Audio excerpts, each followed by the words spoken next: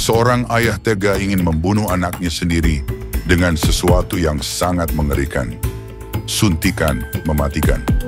Seorang pria bernama Brian Stewart mencoba melakukan hal yang tak terbayangkan kepada anaknya yang baru berusia 11 bulan.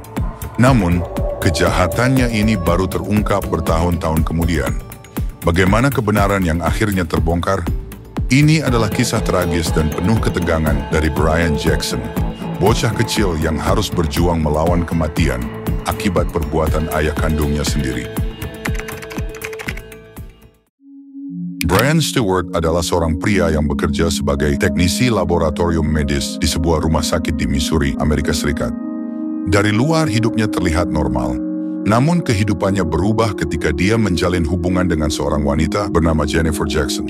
Dari hubungan itu, lahirlah seorang bayi laki-laki yang diberi nama Brian Jackson pada tahun 1991. Tapi sejak awal Brian Stewart tidak menginginkan anak ini lahir. Dia menolak mengakui Brian sebagai anaknya dan bersikeras bahwa Jennifer telah selingkuh. Namun, tes DNA membuktikan bahwa bayi itu benar-benar darah dagingnya. Alih-alih menerima kenyataan, Stewart justru merencanakan sesuatu yang jauh lebih kejam. Setelah kelahiran Brian, hubungan antara Stewart dan Jennifer semakin memburuk. Stewart tidak pernah mau memberikan nafkah atau bertanggung jawab sebagai seorang ayah.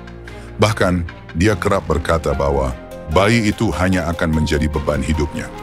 Jennifer mencoba membesarkan anaknya sendirian, tetapi Stewart terus meneror hidupnya.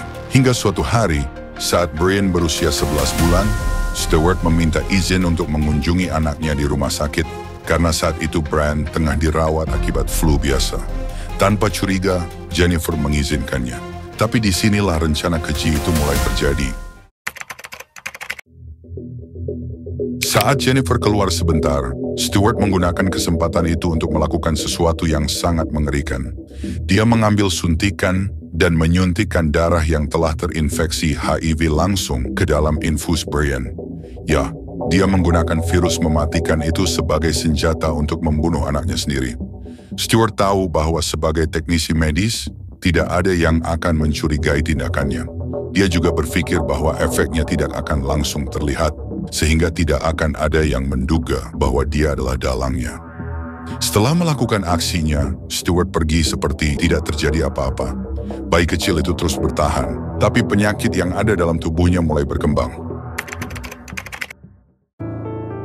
Beberapa bulan setelah kejadian itu, kondisi Brian semakin memburuk. Sistem imun tubuhnya mulai melemah tanpa alasan yang jelas. Para dokter bingung. Bagaimana mungkin bayi sekecil ini menderita gejala seperti pasien AIDS dewasa? Saat usianya 5 tahun, barulah dokter melakukan tes lebih dalam dan menemukan hal yang mengejutkan. Brian Jackson positif terinfeksi HIV. Ibunya hancur, tidak mungkin bayi sekecil itu terkena HIV secara alami. Sesuatu yang jahat pasti telah terjadi. Bertahun-tahun kemudian, penyelidikan dilakukan, dan akhirnya semua petunjuk mengarah pada satu orang, Brian Stewart. Para dokter dan ahli forensik menyimpulkan bahwa HIV dalam tubuh Brian bukanlah infeksi alami. Virus ini berasal dari sumber eksternal dan hanya seseorang dengan akses ke darah terinfeksi yang bisa melakukannya. Fakta ini akhirnya membuat pihak kepolisian menangkap Brian Stewart. Di pengadilan, jaksa mengungkapkan semua kejahatan yang telah ia lakukan. Mereka menunjukkan bukti-bukti yang sangat kuat. Rekaman medis dan dokumen yang membuktikan bahwa Brian tiba-tiba mengalami gangguan imun setelah pertemuan dengan Stewart. Saksi-saksi di rumah sakit yang melihat Stewart memegang suntikan di dekat bayi itu. Catatan laboratorium yang menunjukkan Stewart memiliki akses ke darah yang terinfeksi. Pernyataan dari mantan koleganya yang mengaku pernah mendengar Stewart berkata bahwa dia akan melenyapkan anaknya. Semua bukti itu tidak bisa dibantah. Pada akhirnya, Brian Stewart dinyatakan bersalah atas percobaan pembunuhan tingkat pertama. Dia dijatuhi hukuman seumur hidup di penjara tanpa kemungkinan bebas bersyarat. Meskipun divonis mengidap HIV sejak kecil, Brian tidak menyerah pada hidupnya.